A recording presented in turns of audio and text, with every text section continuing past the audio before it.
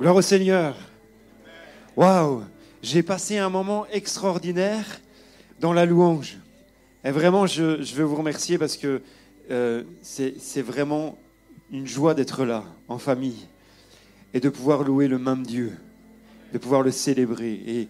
Et vraiment, un grand merci à vous, à l'équipe de louange. Les musiciens étaient extraordinaires. Mon fils m'a dit « Waouh, le batteur, papa !» Alors, sois béni, mon frère, ainsi que toute l'équipe. Vraiment, que Dieu vous bénisse. Très heureux aussi. Et hier, en fait, nous avons eu une pastorale. Alors, ce matin, normalement, nous aurions dû nous trouver à l'église. Mais j'ai honoré, et bien entendu, l'invitation de mon ami et frère Hugues. Il y a eu une reconnaissance pastorale hier. Et en fait, il y a 2 stagiaires de notre église qui ont été reconnus pasteurs. Et ce matin, en fait, j'ai demandé à mon fils de filmer 2-3 minutes, le temps de vous présenter les candidats. Et comme ça, il va envoyer la vidéo à l'église. Et ils vont pouvoir se réjouir ensemble. Nous ne sommes pas avec eux, et nous l'avons dit, nous sommes désolés, mais nous serons avec vous en esprit. Et vraiment, on se réjouit d'avance. L'église est en liesse, vous comprenez bien, de stagiaires qui passent en reconnaissance pastorale avec leurs épouses. Et on leur souhaite vraiment, alors je leur ai dit hier, vous savez, c'est qu'une étape. La suite arrive et le plus dur va arriver. C'est bien d'être reconnu. Maintenant, il faut pouvoir poursuivre et aller jusqu'au bout. Et c'est vraiment avec joie. Alors, j'aimerais que de l'église de la Borne, on puisse les féliciter. Vous voulez bien ? On va les encourager. Merci Seigneur. Alléluia. Sois béni Seigneur. Merci pour Annie, Carlo, Geoffrey, Christelle. Et on se réjouit avec eux. Alléluia. Sois béni, Seigneur. Merci de tout cœur. Jésus, Jésus. Sois loué. On prie un instant pour la parole du Seigneur. On dit merci. J'ai vraiment une parole pour vous ce matin. Et elle m'a été chargée de la part de Dieu. Et je veux obéir au Seigneur ce matin. Et on va demander la bénédiction de Dieu sur cette parole. Seigneur, nous voici devant toi. Et nous t'avons loué, ça a été un moment extraordinaire pour nous, de pouvoir bénir notre Dieu et te louer comme tu en es seul digne. Seigneur, et je veux maintenant te demander de bénir ta parole, de bénir, Seigneur, chacun de ceux qui sommes là ce matin et peut-être de ceux qui nous écoutent sur les réseaux sociaux, afin que cette parole ait un impact dans les cœurs et dans les vies. Seigneur, tu nous connais chacun et tu sais où nous en sommes. Et je veux vraiment te demander de bénir ta parole, ô mon Dieu. Et je te prie dans le nom de Jésus. Amen. Amen. J'aimerais ce matin, j'ai été conduit vers un thème bien particulier. Et j'aimerais parler de la séduction. La séduction. Alors on va faire une lecture dans Matthieu chapitre 24. Matthieu chapitre 24, versets 4 à 13. Et puis nous lirons le verset 24e. Jésus leur répondit, prenez garde que personne ne vous séduise. Car plusieurs viendront sous mon nom disant, c'est moi qui suis le Christ, et ils séduiront beaucoup de gens. Vous entendrez parler de guerre et de bruit de guerre. Gardez-vous d'être troublés, car il faut que ces choses arrivent. Mais ce ne sera pas encore la fin. Une nation s'élèvera contre une nation, un royaume contre un royaume. Il y aura en divers lieux des famines et des tremblements de terre. Tout cela ne sera que le commencement des douleurs. Alors on vous livrera au tourment, et on fera mourir, et vous serez haïs de toutes les nations à cause de mon nom. Alors aussi plusieurs succomberont, et ils se trahiront, se haïront les uns les autres. Plusieurs faux prophètes s'élèveront et ils séduiront beaucoup de gens. Et parce que l'iniquité se sera accrue, la charité du plus grand nombre se refroidira. Mais celui qui persévérera jusqu'à la fin sera sauvé. Amen. Et le verset 24 nous dit, car il s'élèvera de faux Christ et de faux prophètes. Ils feront de grands prodiges et des miracles au point de séduire, s'il était possible, même les élus. Amen. Ce matin, j'étais vraiment interpellé parce que je pense que l'Église, aujourd'hui, chacun de nous, nous pouvons être en danger. On pense que parfois nous sommes arrivés et que rien ne peut nous faire tomber ni chavirer notre foi. Et pourtant, il y a ce problème qui persiste et qui demeure et qui reste et auquel il faut en prendre une grande attention, une importance capitale. Je vais vous dire, Jésus revient bientôt. C'est pas un scoop, la parole de Dieu le dit. Et il nous faut être prêts, mes amis. Et Jésus va mentionner dans ce texte différentes choses qui vont arriver avant son retour. Il va mentionner qu'il y aura des tremblements de terre, des famines, qu'il va y avoir des choses, des cataclysmes. Et nous en sommes aujourd'hui, quelque part, nous pouvons le voir de nos yeux que toutes ces choses arrivent. Mais il y a une chose la plus importante par-dessus tout, parce que quelque part, il y aura des famines, des tremblements de terre, mais ce n'est pas ce qui nous préoccupe ou ce qui préoccupe plus Jésus. Parce que ces choses doivent arriver, c'est écrit. Ce qui est le plus important, mes amis, pour vous et moi, c'est de ne pas être séduits. Et d'ailleurs, Jésus va commencer par cela. Il ne va pas commencer par tous les cataclysmes ou les catastrophes qui vont arriver dans ce monde, mais il va dire, attention, que personne ne vous séduise. Que personne ne vous séduise. Oui, Jésus va commencer à décrire les événements aboutissant son retour en gloire. Et il va indiquer les signes de son retour. Et dans ces versets, Jésus parle des signes généraux, des guerres, des bruits de guerre. Et nous savons qu'aujourd'hui même, il y a des guerres dans le monde. Des guerres qui sont connues et des guerres qui sont inconnues. Des peuples qui se lèvent contre d'autres peuples. Et nous en subissons les conséquences. Des famines, des tremblements de terre. La Bible dit même, et c'est Jésus qui dira, que les hommes rendront l'âme de terreur à la vue de la mer et des flots. Et on peut bien sûr penser aux tsunamis, à des choses, des cataclysmes qui viennent et qui sont là où les gens ne savent que faire, que dire. Mais Jésus dira que ce ne sera que le commencement de la fin. Ce ne sera que le commencement des douleurs. La chose la plus importante, mes amis, c'est de prendre garde afin de ne pas être séduit. La séduction, à proprement dite, voyez-vous, signifie conduire en dehors. Ou encore, avec la pensée de conduire dans la mauvaise voie.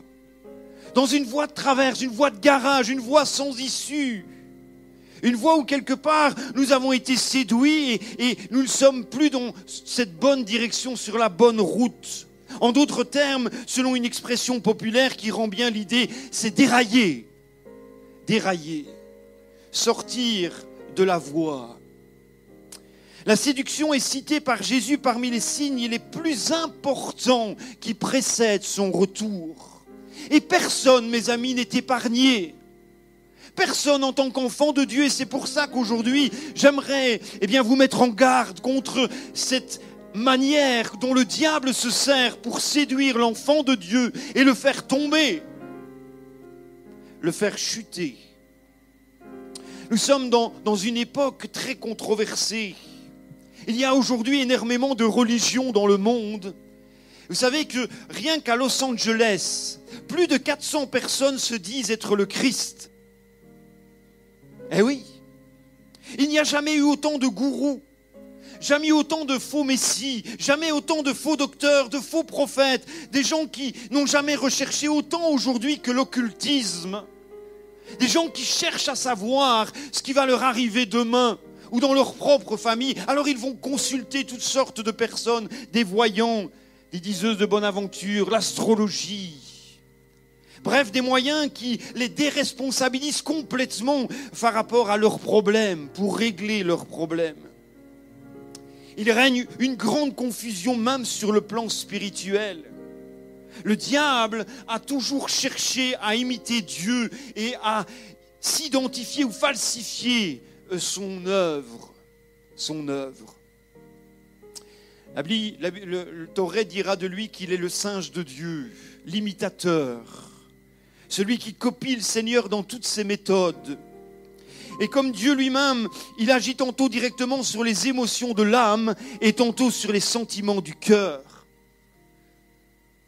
Ce n'est pas pour rien que la Bible dit qu'il est rusé par-dessus tout et qu'il est capable de nous faire tomber. D'ailleurs, la Bible dit que celui qui est debout ne prenne garde de tomber. Ne croyez jamais que vous êtes arrivé, parce que c'est à ce moment-là que vous êtes le plus en danger et que c'est les plus vulnérables pour vous. C'est qu'à un moment donné, le diable va se servir de votre, quelque part, le fait que vous soyez fort pour vous faire croire et pour vous faire tomber très rapidement. Très rapidement. Oui, parfois il se sert des temps, des gens ou bien des circonstances et ne peuvent pas suivre la voie d'un étranger. Moi, je veux suivre la voie du bon berger. Les brebis entendent ma voix, elles me connaissent et elles me suivent, dira Jésus. Et elle ne suivra pas la voie d'un étranger. Alors, soyons attentifs à la parole du Seigneur. Soyons attentifs à ce que le Saint-Esprit nous dit et dans la manière dont il nous conduit jour après jour. Tout lui est bon, il ne cherche qu'un terrain propice à son action. Dans Éphésiens chapitre 4, verset 27, il nous est dit « Ne donnez pas accès au diable. Rien du tout. Il ne peut rien avoir à moi. Rien avoir de moi. » Vous dites Amen ce matin? Je ne veux rien lui donner.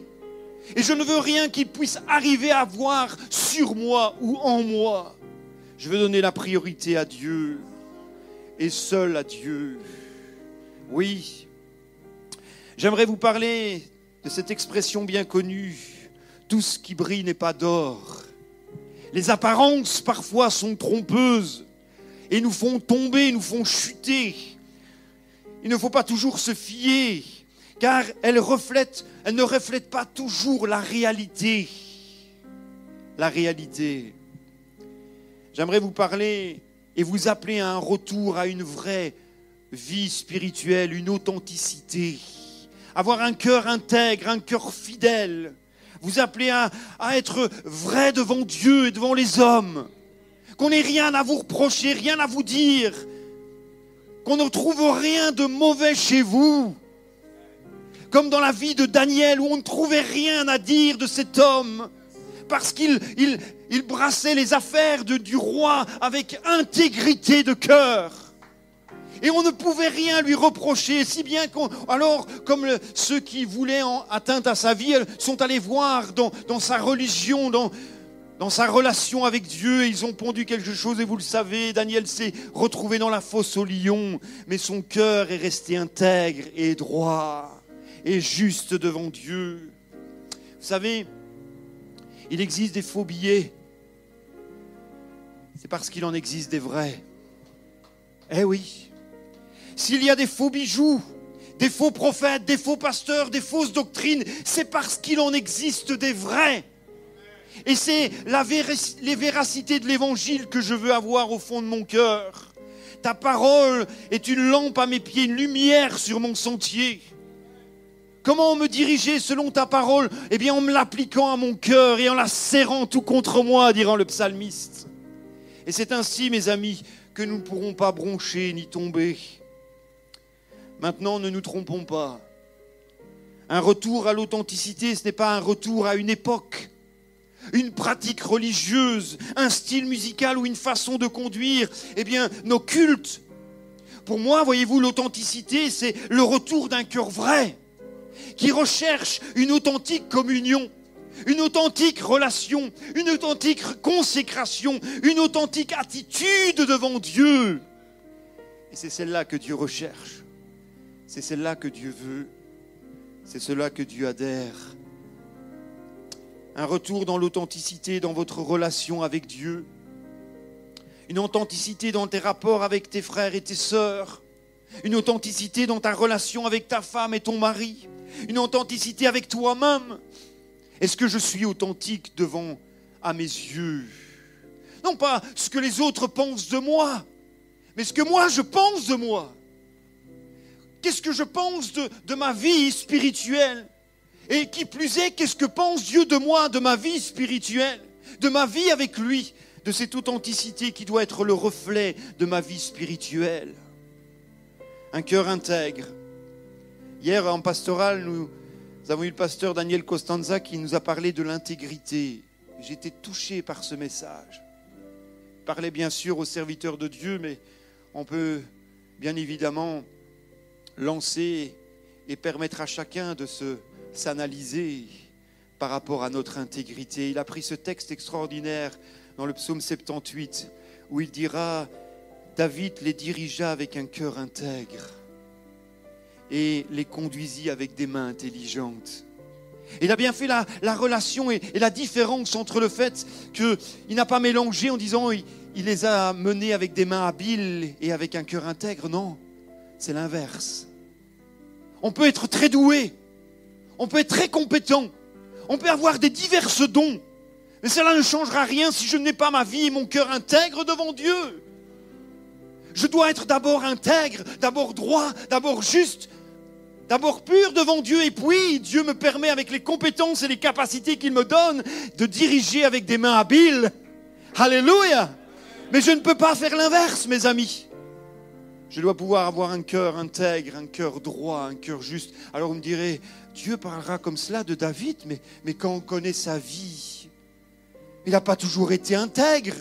Il n'a pas toujours été droit. Oui, mais à partir du moment où David a confessé son péché, Dieu a oublié et n'a vu que chez lui un cœur intègre. Parce qu'il a reconnu son état. Et ce matin, mon frère, ma sœur, si tu reconnais ton état devant Dieu, eh bien, il te considérera aussi avec un cœur intègre, un cœur pur, un cœur droit, un cœur qui est palpable, qui est sensible à l'action puissante du Saint-Esprit et qui est capable de s'analyser et de changer. Alléluia. Oui, nous allons donc nous entretenir de la séduction au point de vue chrétien ce matin. En quoi consiste-t-elle? Mais la réponse, elle est facile. Il s'agit d'une action plus ou moins puissante qui s'exerce sur l'âme de l'enfant de Dieu et qui a pour premier résultat d'omnubiler ses sens spirituels, de mettre du flou, de mettre du trouble, de venir et voyez-vous comment est-ce qu'elle vient? Eh bien, elle enfante la convoitise. Elle enfante la convoitise. La vérité, c'est qu'aujourd'hui, il n'y a plus de désir de souffrir pour l'évangile de Christ. On n'a plus envie de ça. Et personne n'a envie de souffrir. Vous êtes d'accord avec moi? Alors aujourd'hui, on voudrait des exaucements micro-ondes. Rapides, comme l'éclair. Mais ça ne se passe pas comme ça. Souvent, les exaucements, ils se passent devant Dieu, dans sa présence, à genoux devant lui. Mais il ne se passe pas comme ça, en un éclair, en un exaucement micro-ondes. Je mets, c'est chaud tout de suite, c'est formidable. Et là, on n'a plus envie, le chrétien n'a plus envie de cela. Il faut des efforts. Et Dieu aime lorsqu'on fait des efforts. Dieu aime lorsqu'on passe du temps dans sa présence. Dieu aime lorsque l'on passe du temps devant lui et qu'on attende en silence sa réponse. Même si c'est celle que je n'attendais pas, en tout cas où j'aurais voulu une autre, qu'importe. Comme nous avons chanté tout à l'heure, bénis Dieu mon âme, qu'importe ce qui arrive. Qu'importe les circonstances, qu'importe si je ne suis pas exaucé comme je le voudrais, je continuerai à bénir Dieu. Vous savez, ces hommes, Shadrach, Meshach et Abednego, qui est devant la fournaise, dira au roi, tu sais, Dieu est capable de nous donner livrée de ta fournaise. Et même s'il ne le fait pas, nous n'adorerons pas tes dieux. Qu'importe ce qui arrive, mon frère, ma sœur, reste fidèle et reste droit, reste authentique, reste intègre. Ne te laisse pas séduire. Nous voulons des résultats sans effort. Nous n'avons pas envie de travailler dans l'ombre. On a envie d'être vu, d'être connu. Je me souviens un jour, un jeune, mon père le ramenait en voiture, il lui a dit « Vous êtes bien, vous frères, vous êtes bien, vous pasteurs. vous baladez toute la journée en voiture, vous visitez des gens. Dimanche matin, vous êtes là, devant l'église, et vous prêchez. Puis les jours de semaine, vous êtes là et vous enseignez. Et dit, mais mon garçon, tu penses que c'est ça la vie du pasteur ? Est-ce que c'est vraiment comme cela que tu entrevois la vie du pasteur ? Mais tu ne sais pas combien de luttes, combien de larmes, combien de prières, combien derrière de souffrances et de difficultés. Quand on lit ce que l'apôtre Paul dira des églises, combien c'était lourd pour lui. C'était difficile. Oh, il y a de beaux jours et merci Seigneur pour ces beaux jours. Et vous savez, aujourd'hui je prêche, demain c'est la vie de tous les jours. C'est le travail, je suis comme vous. Nous sommes comme vous, nous avons une vie de famille, une vie sociale. Et parfois la séduction, elle vient à ce moment-là. Et c'est à ce moment-là que le diable cherchera toujours à vous effrayer, à vous faire tomber. Et c'est pour ça qu'il nous faut être vigilants. Beaucoup veulent être vus, mais avant d'être vus, ou avant même, on cherche une promotion et on va tout faire pour l'obtenir. Au travail, on va se donner, on va s'acharner et parfois on va parler même de l'autre qui est en compétition avec nous pour permettre à ce que le patron ait un regard plus favorable vis-à-vis de moi, vis-à-vis de l'autre. C'est pas vrai ? Eh oui. On va tout faire pour démasquer ce que les autres font. Et quand vous leur en parlez, ils s'en défendent, disant « moi ». Mais dans le fond du cœur, c'est ce qu'il y a vraiment et c'est ce qui aspire. Et Dieu voit au fond de nos cœurs. Vous savez, on peut cacher plein de choses à ceux qui nous entourent, mais à Dieu, on ne peut rien cacher. Vous savez pourquoi ? Parce qu'il y en nous comme dans un livre ouvert. Rien n'est caché à ses yeux, aux yeux de ceux, aux yeux de ceux à lui à qui nous devons rendre des comptes. Eh oui. Et parfois, voyant qu'ils n'y accèdent pas, alors ils s'en iront cherchant une autre église où ils pourront satisfaire leur envie. Leur envie. L'appel, il vient de Dieu, mes amis. L'appel viendra toujours de Dieu. Et ce à quoi Dieu me demande de faire, eh bien, c'est cela qu'il veut que je fasse et pas autre chose. S'il me demande de nettoyer l'église, eh bien, je nettoie l'église. S'il me demande de mettre à la technique parce que j'ai des compétences et des qualités, je me mets à la technique. S'il me demande que je sois un musicien pour louer le Seigneur et pour apporter l'église dans la louange et l'adoration, eh bien, je le fais de tout mon cœur. Si je suis un choriste parce que j'ai une belle voix, eh bien, je le fais, mais je n'aspire pas à être ici devant pour être vu de tous. Eh oui. Et parfois, quand je lis la parole, voici ce que j'y trouve. Souvenez-vous de la parole que je vous ai dite, dira Jésus, le serviteur n'est pas plus grand que son maître. S'ils m'ont persécuté, ils vous persécuteront aussi. Nous sommes dans un temps de séduction spirituelle. Le diable sait que l'Église a la volonté d'avancer. Il le sait et il le voit. Et aujourd'hui, je le disais tout à l'heure à votre pasteur, qu'à l'église de Recey, comme dans d'autres églises, il y a un mouvement quelque part de l'esprit où on sent que l'action de Dieu est puissante et forte. Et que toutes les semaines, et gloire à Dieu, il y a des nouvelles personnes qui se joignent à l'église. Je vous ai parlé il n'y a pas longtemps de mon frère qui est revenu à l'église pendant le Covid. Il a été touché par l'action puissante de Dieu au travers des médias. Et voilà maintenant que ma plus grande des sœurs revient à l'église aussi. Alléluia! Dieu fait des miracles, fait des choses extraordinaires dans nos familles. Et il faut continuer à prier pour cela. Et continuer à demander l'action de Dieu puissante pour l'église. Et le diable n'aime pas cela. Il n'aime pas cela. Et il va faire tout ce qu'il faut pour contrecarrer l'œuvre de Dieu. Car tout ce qui est dans le monde, la convoitise de la chair, la convoitise des yeux, l'orgueil de la vie ne vient pas du Père, mais vient du monde, dira l'apôtre Jean dans son épître, chapitre 2, verset 16. Elle agit sur la volonté, sur notre volonté. C'est un véritable danger qui menace chaque enfant de Dieu et contre lequel l'apôtre Paul a mis en garde les Thessaloniciens. Dans son épître, il dira que personne ne vous séduise d'aucune manière.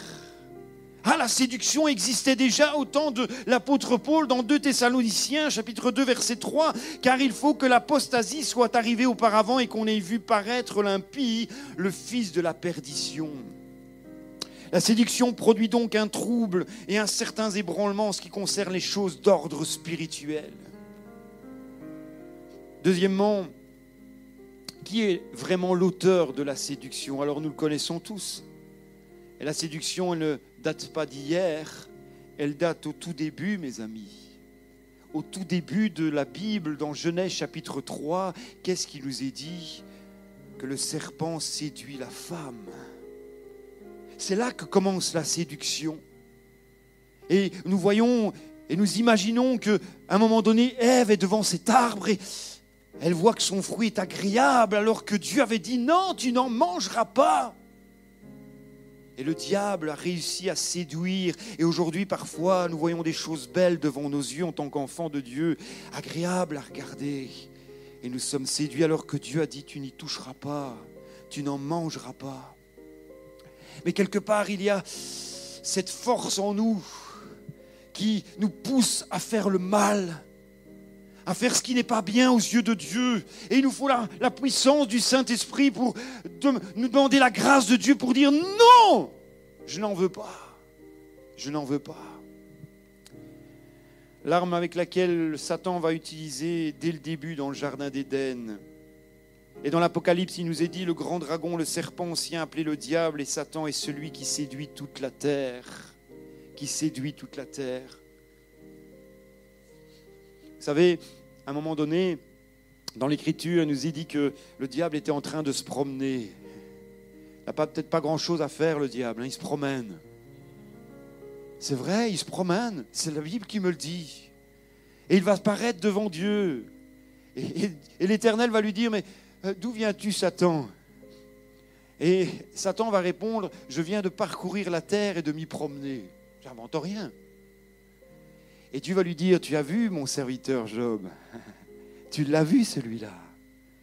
C'est bizarre parce que tu parles d'autre chose, mais tu ne parles jamais de Job. Moi, je vais t'en parler, dira Dieu. En paraphrasant, c'est ça. Tu ne parles pas de Job, tu parles de choses que tu vois, des horreurs, de la maltraitance. Tu parles des choses que tu aimes parler, mais tu ne parles pas de Job, cet homme intègre et droit, cet homme juste. Et comment est-ce que Dieu nous voit aujourd'hui? De quelle manière dans l'Église il nous voit? Est-ce qu'il peut parler de nous devant le diable en disant « Tu as vu mon serviteur, ma servante? Ils sont intègres, ils sont droits devant moi. Nul ne peut les culpabiliser, nul ne peut les condamner. » Et oui, comment est-ce que le Seigneur nous voit ce matin? Le grand illusionniste se déguise naturellement en ange de lumière pour arriver à ses fins. Et l'apôtre ajoute, ce n'est pas étonnant, parce que c'est ce qu'il fait de mieux. C'est ce qu'il fait de mieux. Ne soyons pas troublés, étonnés de ce qu'il agite ainsi. La Bible est claire. La fin des temps est marquée par le déploiement extraordinaire de la puissance séductrice de Satan et de ses anges. C'est comme cela. Et c'est pour ça aujourd'hui qu'il y a une mise en garde pour le chrétien, pour l'enfant de Dieu, pour l'Église, afin de rester ferme et inébranlable, d'avoir cette foi en Dieu. Certainement par différentes manières, mais aussi par différents moyens. Il est un bon stratège et un excellent tacticien. L'Esprit dit expressément dans 1 Timothée chapitre 4 verset 1er que dans les derniers temps, quelques-uns abandonneront la foi. Pourquoi? Pour s'attacher à des esprits séducteurs et à des doctrines de démons. Et c'est pour ça que, plus que jamais, mes amis, en tant que serviteurs de Dieu, on vous pousse à lire vos Bibles. On vous pousse à lire la parole de Dieu, à être bien conscient de ce qui se passe et de ce qui arrive et de quelle manière nous pouvons tenir le coup, coûte que coûte. Coûte que coûte. Pour parvenir à ses fins, Satan se déguise souvent en ange de lumière et ses apôtres en ministres de la justice. La séduction se présente toujours sous des aspects avantageux avec l'apparence de la vérité. Vous entendez ? Avec l'apparence de la vérité. Car derrière cela, on gratte un peu et ça sonne faux, ça sonne creux, c'est pas bon du tout. Gardez-vous des faux prophètes. dira Jésus. Ils viennent à vous en vêtements de brebis, mais au-dedans d'eux, ce sont des loups ravisseurs. Ce sont des loups ravisseurs. La fin des temps est marquée par le déploiement extraordinaire de la puissance séductrice de Satan et des anges, les démons et ses ministres, des docteurs, des faux prophètes, apôtres mensongers. Souvenez-vous, je lisais il n'y a pas tellement longtemps le livre de Jérémie. Et je me disais, Seigneur, j'aurais pas voulu être Jérémie, moi. Prophétise, dis-leur. Et Dieu va lui dire, de toute façon, ils ne t'écouteront pas, mais prophétise quand même. Eh oui, vous auriez voulu qu'on vous dise, Seigneur, prophétise, de toute façon, il ne t'écoutera pas, mais prophétise quand même. Mets en garde, dis-leur, maison d'Israël. Alors à un moment donné, même quand ils veulent demander conseil, ils vont voir Jérémie, lui dire, mais dis-nous vraiment ce que l'Éternel t'a dit. Est-ce qu'on doit aller en Égypte ou pas? Et tous les prophètes étaient unanimes à l'époque. Il faut aller en Égypte. Et Jérémie dira, non, n'allez pas en Égypte. C'est pour votre malheur. Mais qu'est-ce qu'ils ont fait? Ils ont été en Égypte. C'est quand même extraordinaire. Alors parfois, nous, en tant qu'enfants de Dieu, on demande à Seigneur, dis-moi Seigneur ce que je dois faire. Et Dieu nous dit, et on fait tout à fait l'inverse. C'est pas vrai? Alors c'est facile de les pointer du doigt, pauvres peuples, incrédules, qui ne comprennent rien et qui font à leur mode. Et parfois, nous aussi, on fait à notre mode. Le roi Sédécias lui-même a demandé au prophète, à Jérémie. Jérémie lui disait, rends-toi, Nebuchadnezzar, tu auras la vie sauve, ainsi que toute ta famille. Discussion, entretien secret, au point que même Sédécias a dit à Jérémie, si jamais on te dit pourquoi tu es venu, dis-leur que tu es venu t'entretenir avec le roi des affaires. Et Sédécias ne va pas vouloir se rendre à Nebuchadnezzar. Et vous savez ce qui est arrivé? C'est que ses 10 fils ont eu les yeux crevés devant lui. Et que lui-même a eu les yeux crevés et toute sa famille est passée. Quand on n'écoute pas la voix de Dieu, mes amis, quand on est séduit par des voix extérieures, on se dit, ce sera mieux avec ça. Ah oui, ce sera mieux. Quelque part, à vue humaine, ce sera mieux. Mais dans la réalité, les conséquences seront parfois dramatiques. Dramatiques, mes amis. Et voilà pourquoi je vous engage vraiment à écouter la voix de Dieu. La voix du Seigneur. Même si ce n'est pas à votre avantage. Vous entendez? Même si ce n'est pas à ton avantage, mon frère, ma sœur. Un jour, un homme... Oula, ça risque pas d'exploser, non? Un jour, un homme, c'est peut-être le début de la fin, non, ça va encore, il y a encore du temps. Un jour, un homme, avait un poste. Et il y avait 2 hommes qui devaient avoir ce poste important de contremaître. Et l'homme est arrivé près d'un des hommes et lui a dit, le PDG lui a dit, écoute, au lieu de... Tu vas falsifier certains bons de commande. Et cet homme était chrétien. Il lui a dit, mais monsieur, moi je ne peux pas faire ça. Je ne peux pas. Mais si tu ne le fais pas, tu seras licencié. Et le soir, cet homme est rentré chez lui, il en a parlé à sa femme, ils ont prié ensemble, ils ont dit, Seigneur, mais c'est le seul travail que j'ai, si je perds mon travail, je vais tout perdre, je ne vais pas pouvoir subvenir à ma famille, je vais devoir tout vendre, ça va être la catastrophe, qu'est-ce que je dois faire? Est-ce que je dois accepter ce compromis? Est-ce que je dois accepter cette manière de faire? Ah, c'est alléchant, c'est séduisant, d'autant plus qu'on lui avait dit, si tu fais cela, il y aura à la clé, eh oui, ça va être bon pour toi. Alors c'est très alléchant, vous allez me dire, qu'est-ce qu'il faut faire dans ces cas-là? Et cet homme, le lendemain, est arrivé et le directeur l'a appelé dans son bureau, il lui a dit, alors, tu as réfléchi? Et cet homme lui a dit, vous savez, je crains Dieu, je ne peux pas faire ça, monsieur. Jamais je ne falsifierai vos bons de commande. Et le directeur s'est levé en lui disant, je peux vous confier toute mon entreprise et partir d'ici. Je sais que je peux avoir confiance en vous. L'influence, la séduction, elle est tellement facile. Vous savez que même si aujourd'hui, en étant intègre et droit et en ne me laissant pas influencer par les mauvaises actions, Dieu est capable de me donner un meilleur travail que celui que j'ai. Eh oui, que celui que j'ai. Et quand j'honore Dieu, il va m'honorer toujours aussi, de la meilleure des manières. Oui,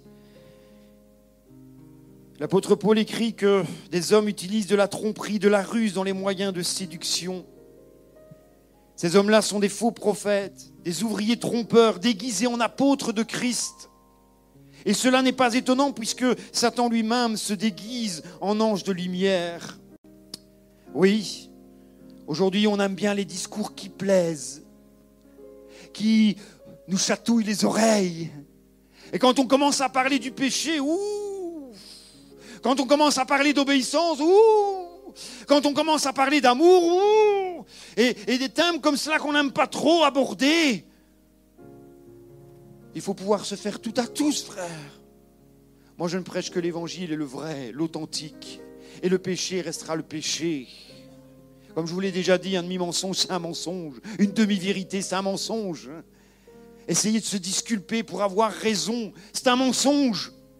Et ça, c'est la séduction, c'est le diable qui vient dire « Bon, ne t'inquiète pas, personne t'a vu. » C'est vrai, peut-être personne t'a vu, sauf lui. Sauf lui. Et à partir du moment où Dieu me voit, tout le monde m'a vu. Tout le monde m'a vu.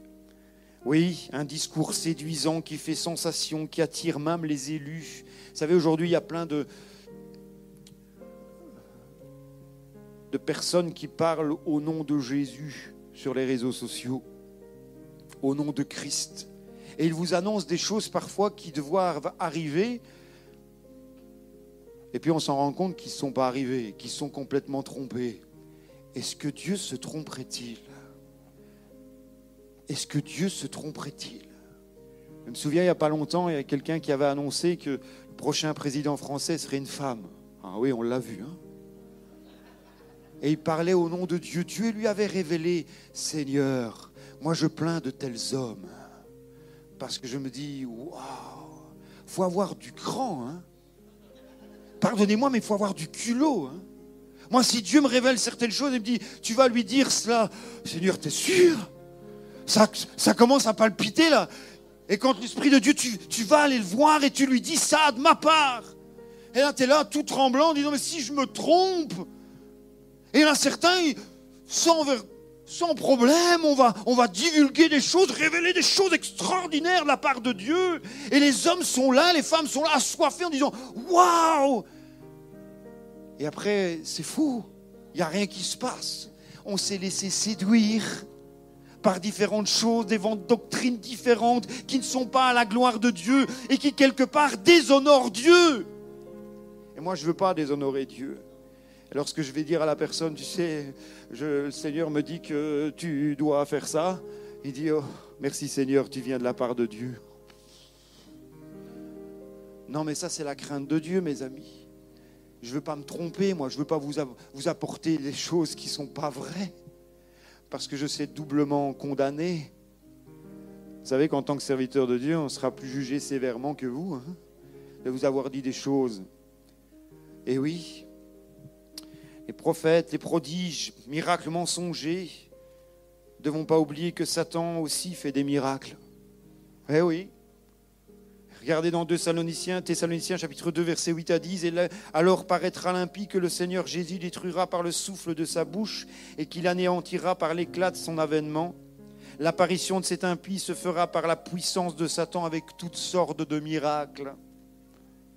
Des signes, des prodiges mensongers avec toutes les séductions de l'iniquité pour ceux qui périssent parce qu'ils n'ont pas reçu l'amour de la vérité pour être sauvés. Je dois pouvoir discerner ce qui est vrai de ce qui est faux et plonger mes regards dans la Bible pour savoir si ce qu'on me dit est en parfaite harmonie. Parfaite harmonie avec en plus la conviction du Saint-Esprit qui vient attester que c'est vrai, qui vient confirmer quelque part. Demandons l'aide de Dieu pour ne pas nous laisser séduire et égarer loin de la vérité. Ce qui m'inquiète, voyez-vous, c'est ce que nous avons lu tout à l'heure, que même la séduction arrivera pour essayer de séduire même les élus. Même les élus. Les élus, c'est vous et moi. Et il sera possible qu'à un moment donné, si je me perds pied et que si je ne suis pas ferme dans ma foi, que je puisse être ébranlé et séduit. Et séduit. Vous savez, il y a deux choses pour lesquelles nous devons faire attention. Deux choses que Jésus dira. Quand je reviendrai sur la terre, retrouverai-je la foi? Ça, c'est une des premières choses. Et la deuxième, c'est ce que Jésus dira. L'amour du plus grand nombre va se refroidir. Pourquoi? Parce qu'il aura la séduction qui sera là. Parce qu'à un moment donné, je vais me laisser entraîner par toutes sortes de choses qui vont m'égarer et m'entraîner loin de la vérité. Et voilà pourquoi aujourd'hui, je dois rester ferme, en comptant sur Dieu, en comptant sur lui, en se disant, Seigneur, sans toi, je ne peux pas faire grand-chose. D'ailleurs, nous l'avons chanté tout à l'heure. Sans toi, je suis rien. Sans toi, je suis rien. Et si vous aviez le nombre de fois, je le dis au Seigneur, tous les jours, Seigneur, sans toi, je suis rien. Mais avec toi, alors, je peux être quelque chose. Je peux être quelqu'un. Je peux être quelqu'un. Et avec toi, nous pouvons faire des choses extraordinaires.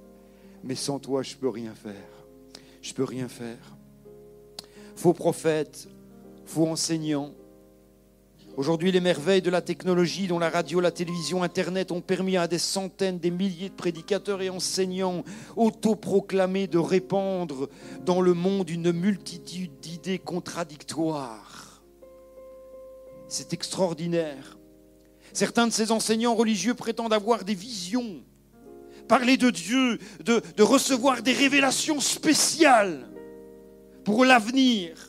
En communiquant avec les esprits, Internet, la télévision, la radio et la presse écrite sont submergés d'idées étranges, étrangères à ce que nous vivons. Bien que de nombreux prédicateurs affirment prêcher ce qui dit la Bible, ils sont rarement d'accord entre eux. Ça, c'est extraordinaire. Vous savez, avec Hugues et moi, nous sommes d'accord sur la même chose. Il n'y a rien qui nous divise. Pourquoi? Parce qu'on sert le même Dieu.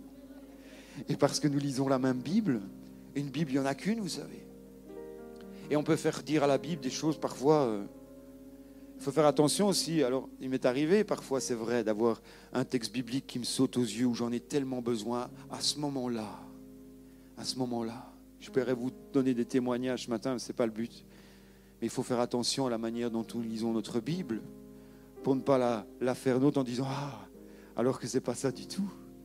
Parce que le diable aussi va se servir de ça. Si je n'ai pas la conviction du Saint-Esprit en moi, qui vient confirmer que ce que parfois, vous savez, il m'arrive de lire la Bible et tellement elle me touche, elle me fait pleurer.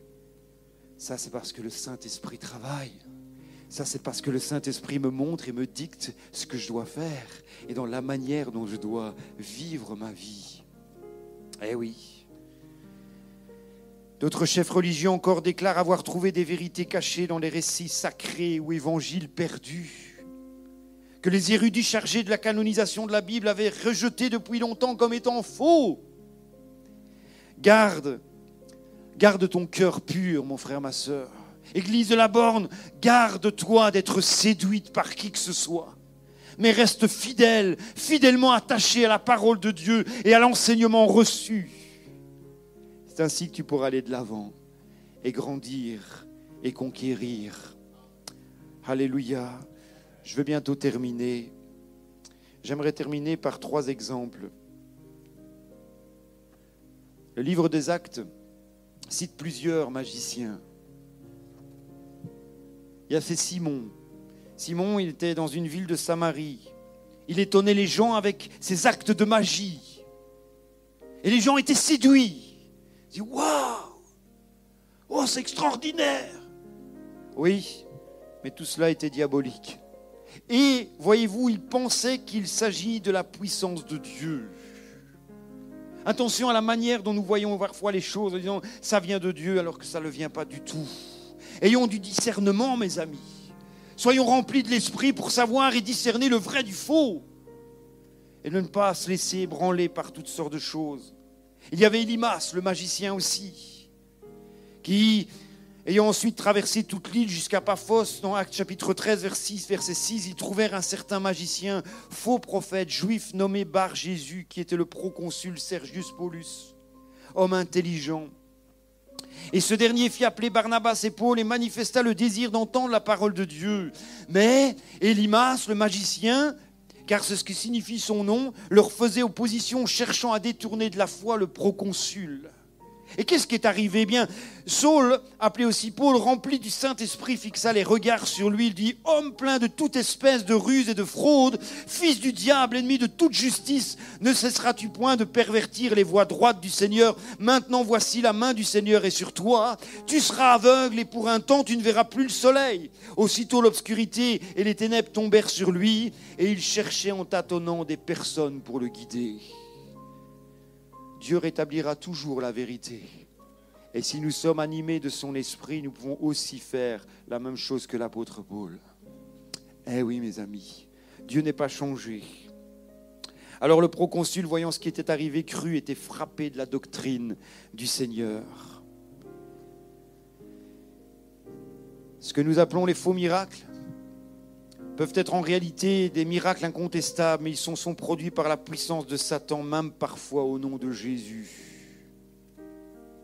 Même parfois au nom de Jésus. Relisons le verset 24 de Matthieu.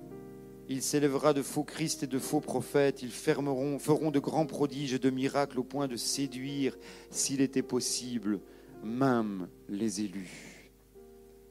Je termine par un exemple biblique qui m'a interpellé, et je pense que ce matin, il va aussi vous interpeller pour bien comprendre que nous devons faire vraiment très, très attention. Il se situe dans 1 Roi au chapitre 13, verset 11 et jusqu'au verset 29. Il nous est parlé d'un homme de Dieu, réellement un homme de Dieu, qui a crié contre l'autel et qui va prophétiser. Et le roi Jéroboam, voyez-vous, il va avancer la main devant l'autel, au point que cette main va être frappée et elle va devenir sèche par l'action puissante de Dieu. Et la parole de l'homme se réalisa selon la prophétie. Jéroboam va demander la prière et c'est ce que le prophète fit et sa main redevint comme auparavant, elle ne devient plus sèche. Le miracle s'est opéré.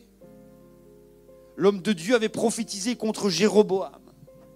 Et Jéroboam n'a pas voulu, il a avancé sa main, elle devint sèche et Jéroboam a crié et l'homme de Dieu a prié et tout redevint comme auparavant. Et le roi, voyez-vous, va inviter l'homme de Dieu à venir manger et boire. Seulement, cet homme de Dieu avait reçu un ordre de la part de Dieu : tu ne t'arrêteras pas, tu ne mangeras pas, tu ne boiras pas, tu reviendras à l'endroit où tu étais parti, sans te détourner. Jusque-là, tout va bien. Cet homme, l'homme de Dieu, il ne nous a pas mentionné son nom, est reparti. Et voyez-vous, à un moment donné, c'est ce qui est le plus étonnant, c'est que cet ordre lui a été donné de la part de Dieu, dans 1 Roi chapitre 13, verset 9, et il s'en retournait. Or, il y avait un vieux prophète qui demeurait à Béthel, et ses fils, vint lui rendre... et vient lui dire tout ce qui s'était arrivé à Jéroboam et comment sa main devint sèche devant l'autel et comment cet homme de Dieu qui avait prophétisé de la part de Dieu a fait en sorte que cette main, en ayant crié à l'Éternel, redevint normale. Et cet homme de Dieu va aller vers, ce prophète va aller vers cet homme de Dieu en lui disant : mais viens, hein. Et il va lui parler d'une manière séductrice. Viens parce qu'un ange de Dieu est venu me dire qu'il faut que tu t'arrêtes chez moi et que tu viennes manger et boire. C'est étonnant, vous savez. Je vais vous dire, même si un ange venait de la part de Dieu et que je ne ressens pas en mon cœur que c'est vrai, je ne l'écouterai pas parce que je préfère écouter le Seigneur. Et cet homme lui mentait, et la Bible nous le dit, cet homme lui mentait.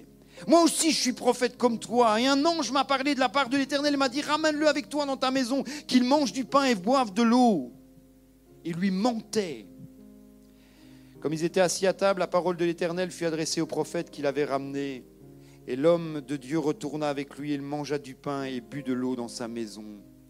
Et il cria à l'homme de Dieu qui était venu à Juda, ainsi parle l'Éternel, puisque tu as été rebelle à l'ordre de l'Éternel et que tu n'as pas observé le commandement que l'Éternel ton Dieu t'avait donné, parce que tu es retourné et tu as mangé du pain et bu de l'eau dans le lieu où il t'avait dit, tu n'en mangeras pas et tu ne boiras pas. Voici, tu seras tué à ton retour, en paraphrasant. Et il nous est dit que cet homme est reparti, cet homme de Dieu, et qu'un lion l'a rencontré et l'a tué. Désobéissance, parole séductrice. Quand Dieu me donne un ordre et me donne des choses à faire, je ne me laisse pas séduire par autre chose, je veux garder cette parole au fond de moi. Et je ne veux pas me laisser séduire par une parole étrangère. Si Dieu t'a parlé, mon frère, ma sœur, si Dieu t'a donné des choses à faire, des ordres, si Dieu t'a dit un jour ou l'autre, ça se passera comme cela et comme cela, ne cherche pas à savoir comment. Fais confiance à Dieu. Et crois à la promesse et à la parole de Dieu, mais ne crois pas à ce que d'autres peuvent dire. Et parfois, Dieu nous a fait des promesses et elles tardent. Eh bien, soyons comme le prophète Habakkuk. Si la promesse tarde, attends-la. Attends-la parce qu'elle arrive. Elle arrive. Elle ne tardera plus. Amen. Je conclus. Une fois de plus, Jésus nous met en garde et nous prend à nous d'en prendre bonne note pour ne pas s'égarer, pour ne pas s'éloigner. Restons vigilants, persévérons dans la prière, que rien ne puisse venir nous freiner, faire obstacle à notre vie chrétienne. Sachons aussi que selon et lors de son avènement, Jésus-Christ mettra un terme à la séduction. En attendant, il faut vivre avec. C'est vrai, mes amis. En attendant, il faut vivre avec. Alors je termine par ce verset. Et celui qui persévérera jusqu'à la fin sera sauvé. Vous pouvez le dire ensemble avec moi? Celui qui persévérera jusqu'à la fin sera sauvé. Cette bonne nouvelle du royaume sera prêchée dans le monde entier pour servir de témoignage à toutes les nations. Alors viendra la fin. On s'incline un instant. Seigneur, merci. Merci pour ta parole qui nous met en garde ce matin et qui nous demande d'être simplement vigilants, qui nous demande simplement de nous analyser chacun et que nous ne soyons pas séduits d'une manière ou d'une autre, mais que nous puissions rester fermes. Je te prie que cette parole reste gravée dans le cœur de tes enfants et que demain, lorsque la séduction viendra, qu'ils puissent être résolus dans leur cœur à ne pas se laisser ébranler. Merci Seigneur de bénir l'église de la Borne. Et je sais qu'elle est entre tes mains. Permets que personne ne se perde, Seigneur. C'est ton désir. Et c'est aussi le nôtre en tant que serviteur de Dieu. Tu ne veux pas que l'homme meure, mais qu'il se repente et qu'il vive. Seigneur, merci pour l'action puissante de ton esprit ce matin au milieu de nous. Car tu es là et tu veilles. Tu es là et tu fais du bien. Tu es là et tu parles à nos cœurs. Et nous te bénissons dans le nom de Jésus. Amen.